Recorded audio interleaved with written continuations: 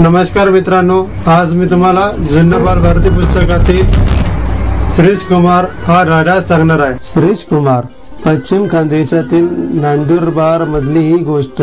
सकाळी सकाळी आजीने श्रीशला हाक मारली। श्रीश येतोस का लाडू वाळवायला?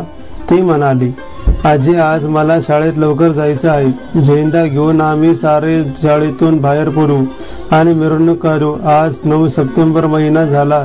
चले जाऊ चळवळीला इंग्रज या देशातून जाईल का? आजी म्हणाली, आम्ही त्याला घालू, त्यासाठी वाटेल ते करू अथवा मरू।